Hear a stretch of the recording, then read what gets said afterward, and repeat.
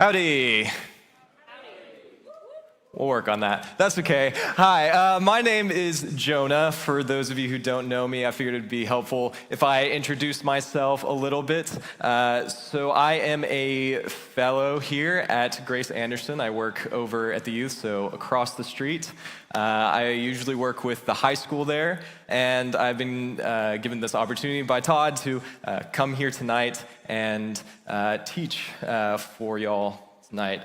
I was also a student at A&M.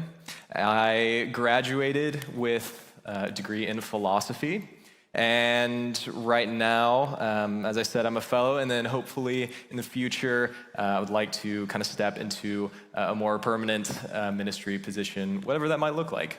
And so tonight, we are going to be going through a few little snapshots in the Old Testament, specifically in the book of Daniel, talking about Daniel and his life and how he lived it. And we're going to be kind of answering this question of how do we, as believers, live in a culture that we reside in, right? Because we are all kind of in our own culture, and so how do we live in a way that is glorifying to God? So before we kind of jump into Daniel, I want to give some context. At this point in time, it's about 522 BC, and we have the nation of Israel is divided. We have Israel in the north and Judah in the south. And Daniel actually resides in the city of Jerusalem. And because of the sin, the idolatry, the things that were going on within Israel and Judah, there were prophecies that a nation would come in and sweep them off the land and take them somewhere else.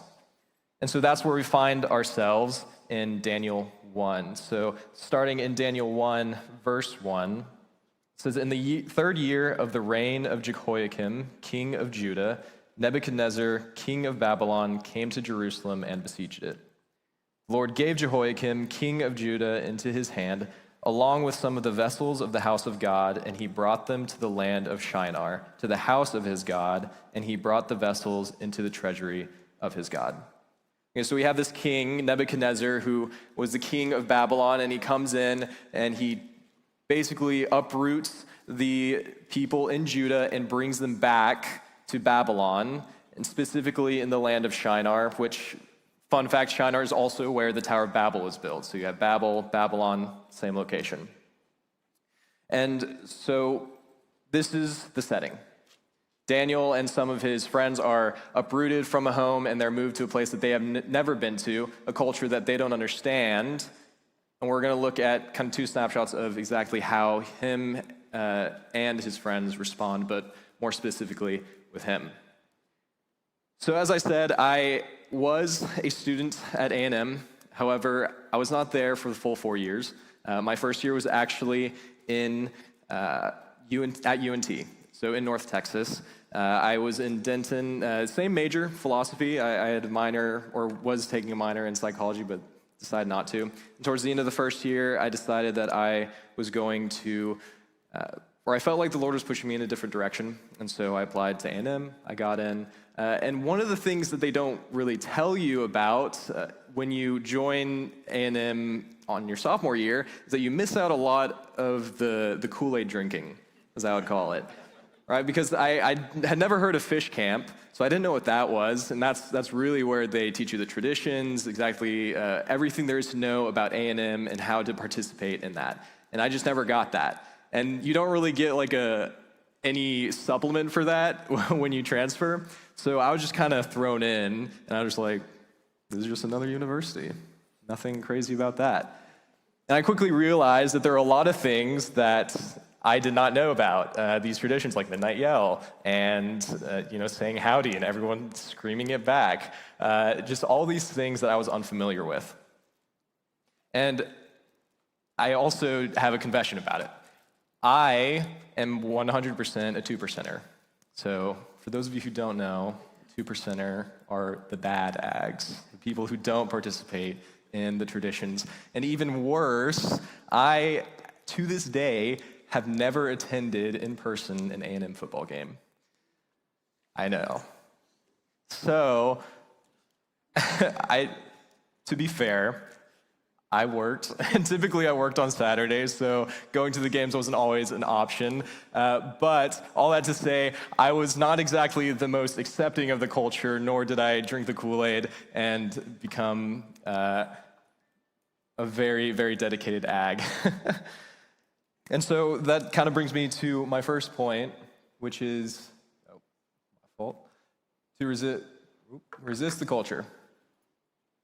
So when looking back in history, right, so we have Daniel who's being uprooted and moved to a different place. Oftentimes when a nation would come in and take over another country or nation, they would take the people and they would indoctrinate them within the culture that they now reside in.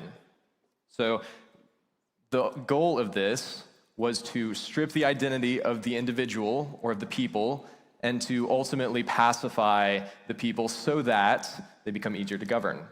Because if you don't think about where you came from or the person that you were before and you're now ingrained in this culture, why bite the hand that feeds you? And we get this sense when we read in Daniel 1:3-5. It says, "Then the king ordered Ashpenaz, the chief of his officials, to bring in some of the sons of Israel, including some of the royal family and of the nobles, youths in whom was no defect, who were good-looking, showing intelligence in every branch of wisdom, endowed with understanding and discerning knowledge, and who had ability for serving in the king's court. And he ordered him to teach them the literature and language of the Chaldeans, or Babylonians.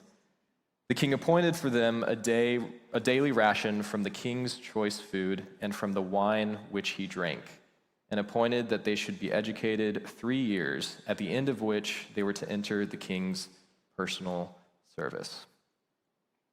So we have the king who takes these people and he grabs the best of them, the nobles and the royalty, and he moves them into basically a school to change their minds and their identities regarding who they were before. A couple of things to know is that they are a part of the royal family and nobles of Israel.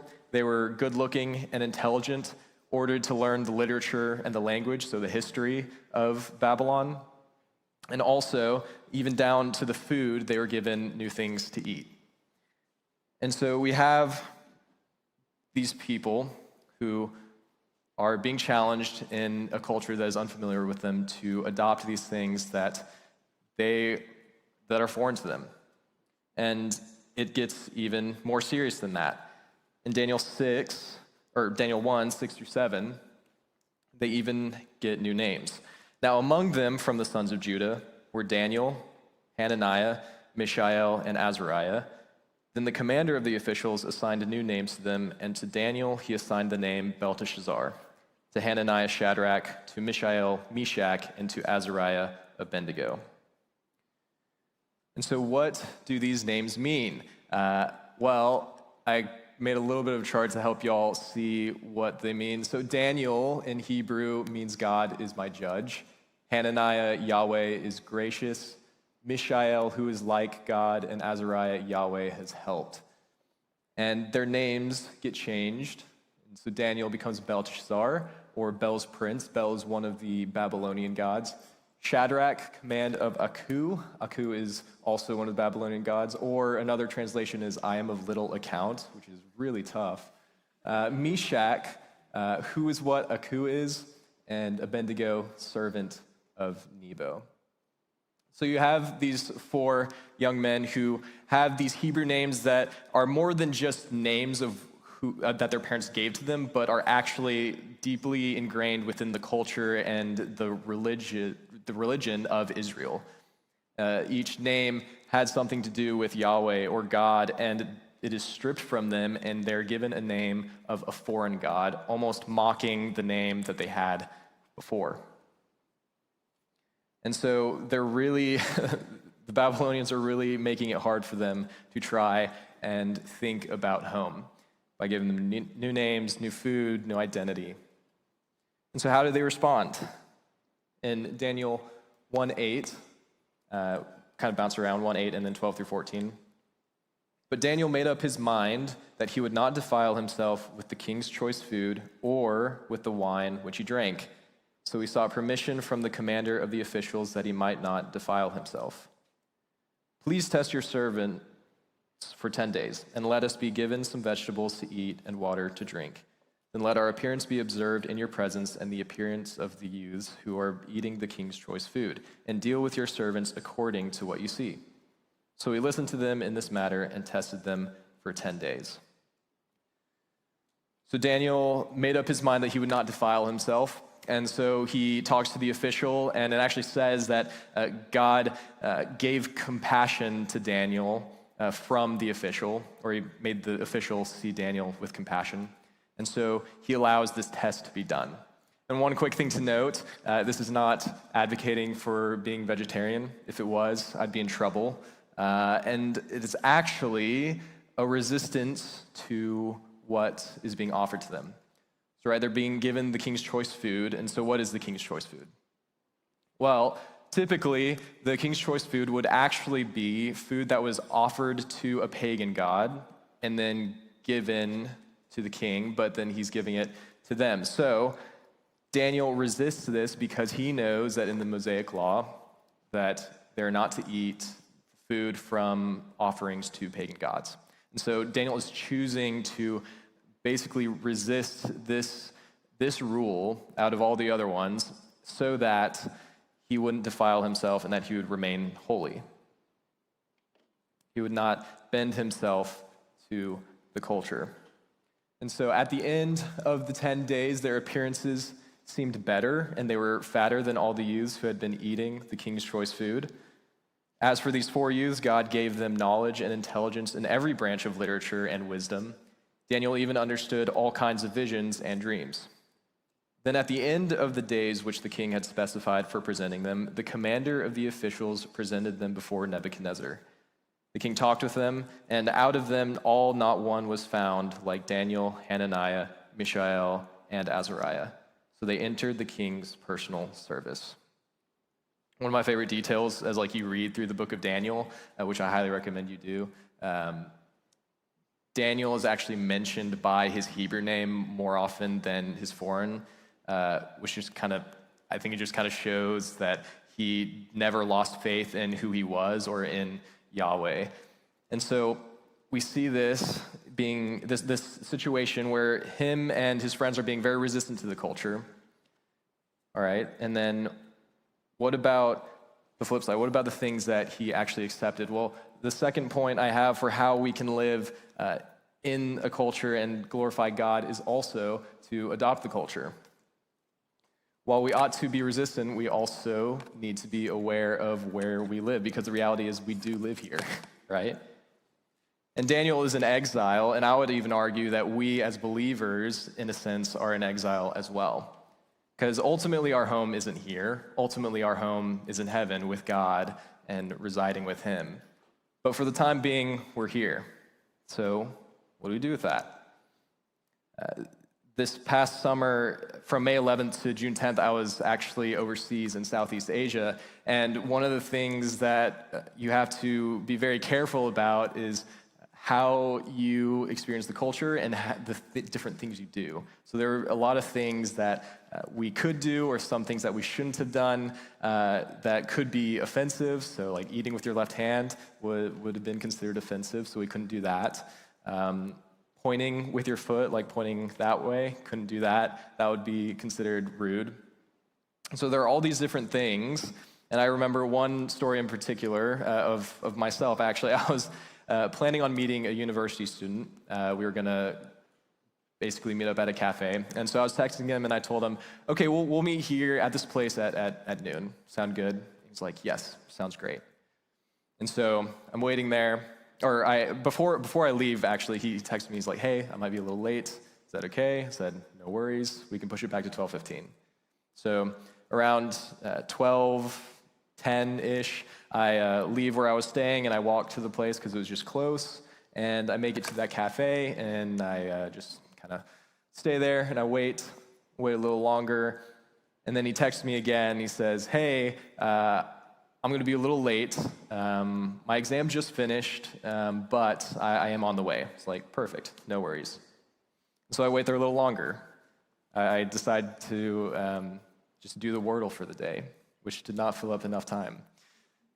And so he texts me again, and he says, hey, I accidentally got caught up in a lecture, but I'll be there as soon as it's over.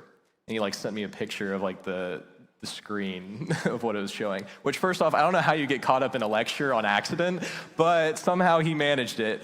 And when I got that text, I was like, all right, no worries, man. And so I wait there a little longer. And then finally, he texted me and he said, okay, I'm finally on my way, 10 minutes tops. It's perfect. And then we met up and, we had a good conversation. But at that point, we planned on meeting at 12:15. It was about 2 when he showed up. And so the reason I say that is because I had already kind of known that time there was a lot more rubber bandy, as they would say. Here, I'm a very prompt person. I like to be places on time, and that's just not a cultural value that they had there, which is totally okay, but it's just different. And so I had to be prepared for that. In fact, actually, towards the end of it, I started becoming late to things just because I just kind of predicted what would happen.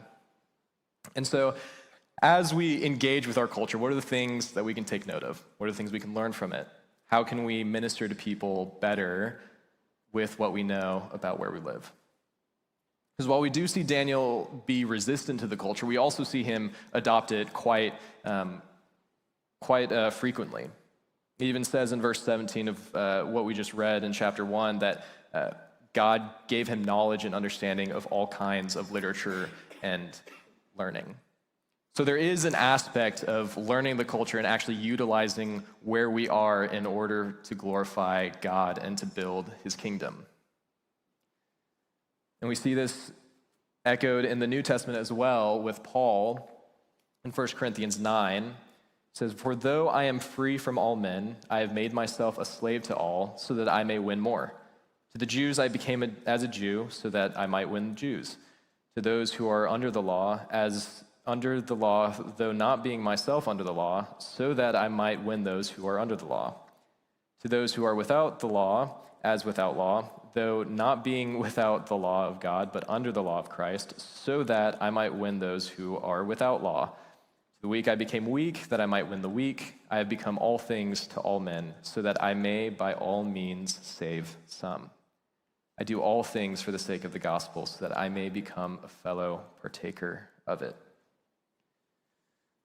So then we have a job to do, right? We have to wrestle with this tension of resistance and adoption. So then how do we do that? Well, we'll kind of cover that a little later, but I want you all to be thinking about that. How do we wrestle with that tension? Fast forwarding to chapter 6, all right? So at this point, give you a little context, Daniel, when he first arrived in Babylon, was about 18 to 20 years old. And now he is in his 80s. So about 60 years has gone by in between chapters 1 and 6, and about 7 different kings have also occupied within that time. And throughout that span of 60 years, Daniel has maintained his position in government and high standing with every king that came after. And even worse yet, right now, Daniel is actually a part of the Persian Empire. So towards the end of the last Babylonian king's life, it was Belshazzar, he did not fear the Lord, and because of that, Daniel basically predicted that there was writing on the wall, and Daniel interpreted it saying that the king, unless he does not turn from his ways, will lose his position. So that's what happened. The king did not heed the warning, and this Persian Empire came in, led by Darius, and they conquered the Babylonian Empire. And so, where is Daniel now?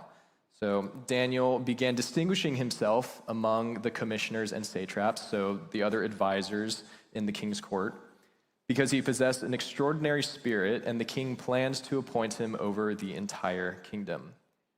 Then the commissioners and satraps began to find a ground of accusation against Daniel in regard to government affairs, but they could find none. No ground of accusation or evidence of corruption, inasmuch as he was faithful, and no negligence or corruption was to be found in him. Then these men said, "We will not find any grounds of accusation against this Daniel unless we find it against him with regard to the law of his God." And so Daniel is in this position where the king plans on making him basically a governor over the entire kingdom, which, to give you some perspective on how big it is, that is the size of the Persian Empire at the time. And so Daniel is given this opportunity, and the other advisors are essentially saying, we need to get rid of this guy.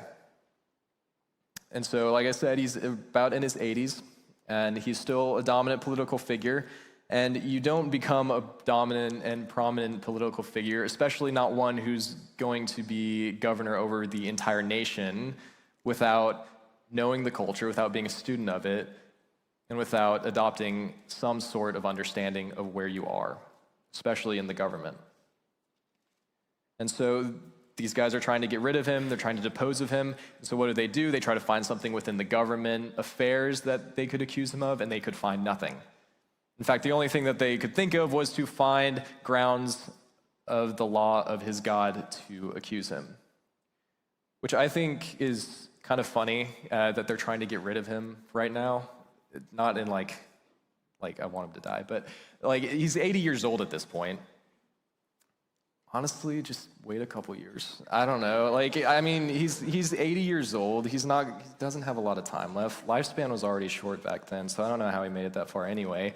But they still want to get rid of him. They're in a rush, I guess. So they're trying to get rid of him, and the only thing that they can do is to figure out a way to catch him in an act that is within the law of God or of Yahweh.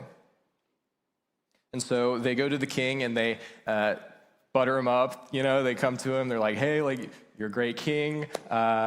We should do this thing. We've all agreed collectively. We had a conversation about how we should make a law where for the next 30 days, no one should pray to any god or worship any god except for you, King Darius." And Darius likes the sound of that, so he signs it off, and it happens. And so how does Daniel respond to this? Now, when Daniel knew that the document was signed, he entered his house. Now, his roof chamber, he had windows open towards Jerusalem, and he continued kneeling on his knees 3 times a day, praying and giving thanks before his God, as he had been doing previously. So upon hearing that the document was signed, the first thing he thinks of doing is opening his window and praying towards Jerusalem, which I just think is hilarious because they're trying to find something, and he probably knew that, and yet he doesn't care, which I think just highlights the priorities that Daniel had leading up to this point and also just throughout his life. Which kind of leads me to my final point, and this solution that I think is best for helping us navigate through exactly what we need to do as far as this tension between resistance and adoption. And it has to do with the greatest command. And so if y'all recall in Matthew 22, Jesus is being questioned by the teachers of the law, and they say, "Teacher, which is the greatest commandment in the law?" And he says to him, "You shall love your God, Lord your God with all your heart, and with all your soul, and with all your mind. This is the greatest and foremost commandment. The second is like it, you shall love your neighbor as yourself." Again, when I was back in Southeast Asia, one of the things that I really liked to do was to ministry strategize.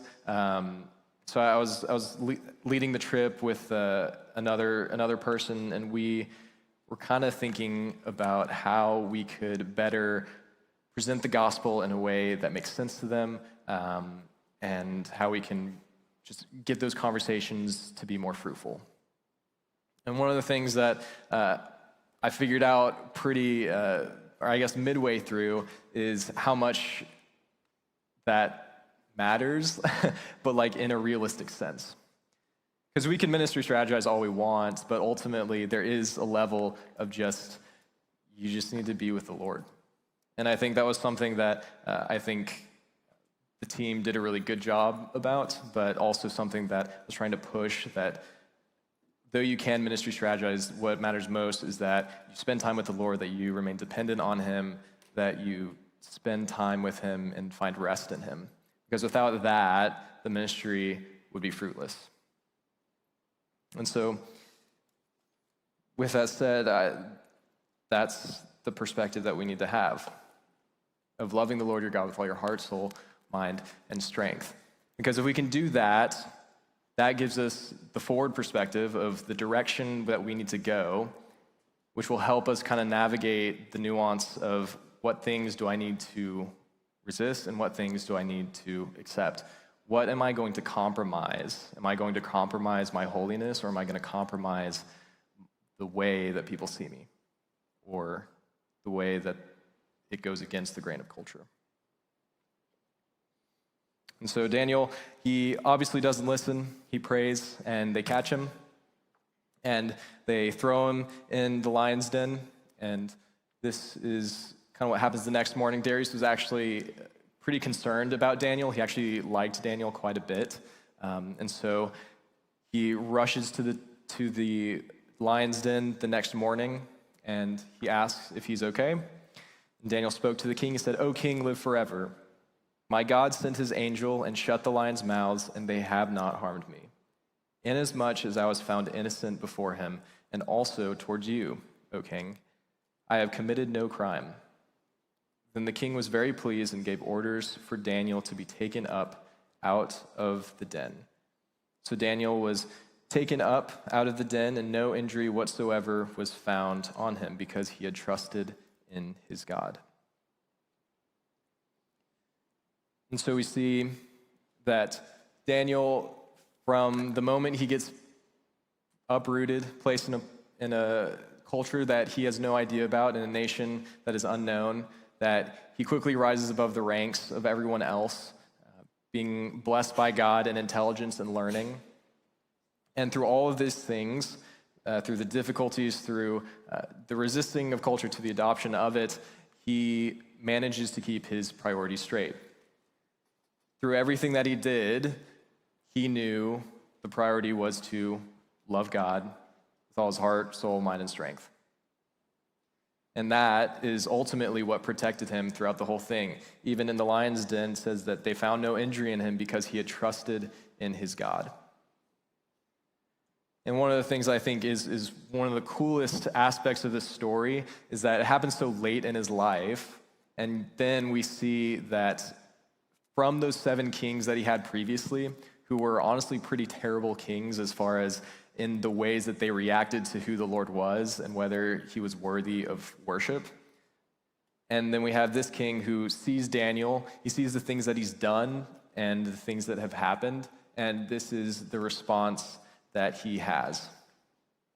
This is Darius speaking. He says, "I make a decree that in all the dominion of my kingdom, men are to fear and tremble before the God of Daniel. For he is the living God and enduring forever, and his kingdom is one which will not be destroyed, and his dominion will be forever. He delivers and rescues and performs signs and wonders in heaven and on earth, who has also delivered Daniel from the power of the lions." So throughout all this, Daniel manages to convince the king Darius, the most powerful man in that time, to acknowledge that God is not only real, but someone who ought to be respected and feared and revered. And you get this beautiful poem from him, just expounding on who this God is. And so as we look at Daniel's life, these 2 snapshots, early in his life and towards the end, we see that he's tested in 2 separate cultures, both in regard to faith, and yet he remains fearful of, or he remains reverent to God. He fears the Lord more than man, and in all things, in all aspects of his life, he put God first because that is what he cared about. That's where his heart was set. And so my question to you is, do you believe that you can have the same impact in your culture? I think it's a little harder to think about that, specifically in like the ministry strategy idea of how do we act here, because there's a saying that a fish doesn't know he's in water, and I think that can be true of us when we're in this culture that we're just so familiar with, myself included. Like, I mean, I'm a very independent, very individualistic person, and that's pretty common, especially in College Station, I feel like. And I think that can make it really hard for us to think about how are we going to reach the lost? How are we going to be ambassadors of the gospel to people who don't know him? Are we keeping our ministry contained into just this building, or are we taking the steps to reach outward? Because ultimately, the church is to equip the saints for the work of going out. And so that is kind of what I want to call you to tonight. But do you believe that you have that impact on your culture? Maybe not so much in a government national sense. I mean, if you have the president on speed dial, good for you. You should use that. But I think for most of us, we occupy spheres of influence in some regard, whether that's work, or where you play, or like where you hang out a lot, or home, within your family. And so that's part of the challenge I have for y'all tonight as well. In a moment here, we're going to step into their table discussions. One of the questions on there has to do with identifying people within your sphere of influence who you can impact, who you can invite into your life, because that's what we're called to do. We're called to reach the lost, people who don't know Christ. And if y'all kind of go back to the greatest commandment, right? To love the Lord your God with all your heart, soul, mind, and strength. And then the second is like it, you shall love your neighbor as yourself. And the best way that we can love our neighbor is by sharing the gospel with them, for those who don't know it. Because if we truly love them, we want to see them in eternity with us, and we want them to have a fullness of life that only God can provide, that only Jesus can provide. And so that's just what I want to leave with y'all tonight, to think about the people in your life who may not know God, or definitely don't know God, and to pursue them. Even if you bring it up to them once and they decide, no, like, I don't really care about that, continue to pursue them. Because I don't want us to fall into a category of people who show but don't tell. Because ultimately, we can show people the love of Christ through our actions and how we act. And Daniel for sure did that. But we also have a little different situation where we have the gospel, and we need to tell people about that. That's all I got for you tonight. So I'll go ahead and pray us out, and then y'all can break out into your table discussions. Dear Lord, we just thank you for tonight, this time that we get to gather and dive into your word, Lord, and look at such an impactful character as Daniel, one who was uprooted from his culture, placed in a time and a nation that was just so foreign to him, a place that was trying to strip him of who he was and make him forget who you were, Lord. But he stayed so vigilant, and he knew you, Lord. He obeyed the greatest commandment, which is to love you with all his heart, soul, mind, and strength. And Lord, I just pray that we would leave this room tonight and with that perspective and have these discussions, Lord. Lord, I pray that you would help us identify people in our lives who are lost or who may not know you, Lord, and I pray that we would pursue them relentlessly. Lord, I pray that they would come to know you, know your love, Lord, and that in turn that they would come to know you on a level that makes them want to follow the greatest commandment and loving you with all their heart, soul, mind, and strength. Lord, we thank you for just your provision, your gospel, and that we get to participate in that, and to that you invite us into being ambassadors for the gospel. Lord, I pray that we would not take that lightly and that we would pursue that because that's what you call us to do. Lord, I just pray all these things in your name. Amen.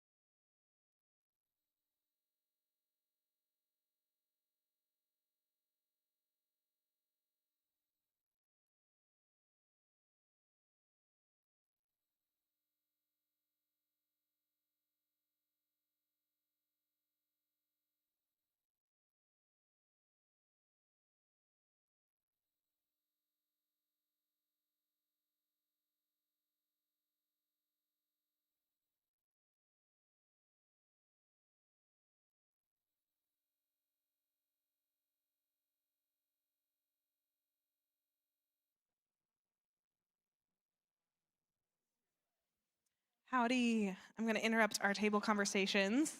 We are a praying community, and so I'm grateful that as I say that, I really mean it about the people that fill this space. So we like to end our evening together praying for and with one another. So I'm just here to help us transition into prayer time. So tonight we're asking just getting 3 or 4 small groups of 3 to 4 people, share requests with one another, and then pray right then and there with one another. If you're not comfortable praying out loud, I encourage you that this is a safe space, and the people around you are not judging you as you pray.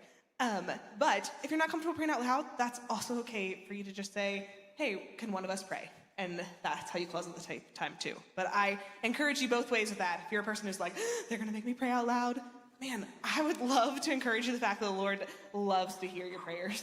And there are not perfect words that can be said in that moment. The conversation just needs to start. And then like I said, if there is any unease there, you're in a group of 3 to 4. So ask someone to pray over that space. We have 4 goers that are people just like us, so young adults that are living their lives intentionally on mission for the gospel, but they happen to live in other places of the world where the gospel is not as easily accessible. They don't have churches and gatherings like Junction to attend. And so we've gotten to see a few of them while they've been home on like sabbaticals and furloughs this summer. So we've met Laura and her husband Kevin. Amy was just here 2 weeks ago, and we are really grateful for the chances that when they're here physically with us, that you guys can get to know their faces and their stories even more. Because again, when I say that we do it, I mean the people in this room are the ones who are prayerfully lifting them up and the prayerfully encouraging them as they go. So we as a group celebrate their birthdays. Laura has a birthday coming up here in July, so we'll be celebrating that a bit. And then, celebrate them at Christmas time as well, to just know those are some big moments when they're living elsewhere that they don't have the people around them like we do. If you take a look around this room, they don't have spaces where they can walk into spaces with 100 other young adults, or at least people who are interested in taking steps towards Jesus to look towards. And so I would love to encourage you to, I think the prayer request we put at the bottom of the sheet tonight was for Ross. Ross and Philip both serve in areas of the world that are experiencing some really high conflict and tension right now. And so Ross shares frequent updates of just the spiritual growth that he has seen in his disciples, even in the midst of huge conflict areas in the world. And so, but would ask you to be praying for wisdom for him and the people that he is discipling as they are surviving daily life where they are. And so prayers for Ross. And then we, again, this ministry as a whole, just sent a team to Central Asia that returned last night. And I think all 5 of us that are in this room. So huge prayers of gratitude for y'all, for the prayers and the finances that you helped make that possible. So the conversations that we had, the gospel shares that happened, every seed that was planted and fields that were maybe not harvested yet, but got to even hear stories of harvest from years prior that we have gone. The relationships that were formed are because of the entire ministry we sent and we went together, even if you were not physically present with us on the trip. So that's my other. We're praying for Ross. We're praying huge gratitude for people in the room, and praise the Lord for what he allowed to happen on the Central Asia team that returned last night. Took entirely too long, but we'll put up another countdown. I'll come up once more to close up our time together. But if you would, turn towards one another, spend some time praying with and for one another right now.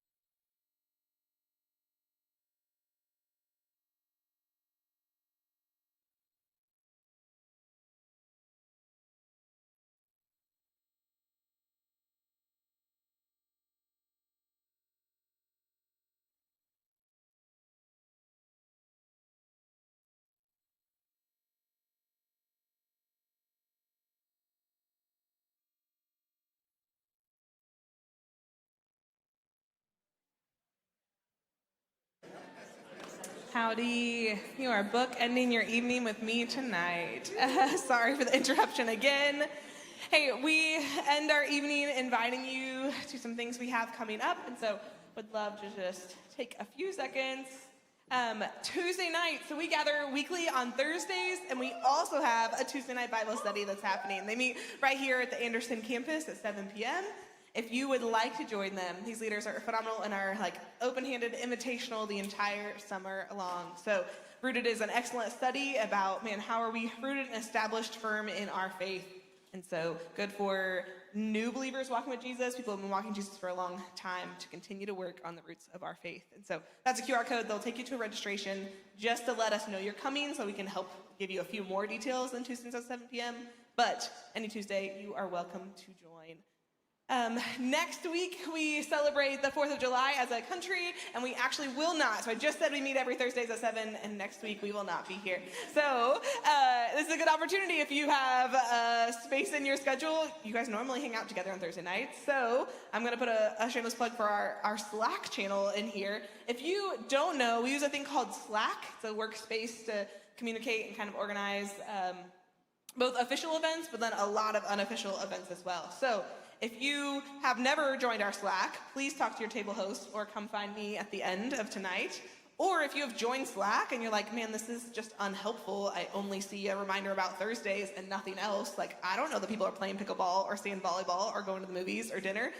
Also talk to your table host or come find me, because it is a bit of a learning curve if you've never used Slack before. So when we made the switch years ago, we all had to learn how to use Slack. So would love to help you make Slack useful and helpful for you. And know then too that you can also invite others to join you for things on Slack. So make some 4th of July plans with some people via Slack. Last but not least, we are going to Galveston for a day trip on Saturday, July 12th. So we gather at Southwood in the morning and carpool down. We stay for the whole day. We grab dinner at a local spot, and then we drive back. So it ends up for a very long day in the hot Texas sun, but it is a blast, and we would love for you to join us. So there's no sign up, there's no registration. It is the Lord is always kind and makes there be enough seats and vehicles and willing drivers. So you show up the day of, either being willing to drive or being willing to ride along in a car with someone you may or may not know, and I promise it's a good time. So we'd love to see you. Mark your calendars for July 12th. Spend the day in Galveston with us.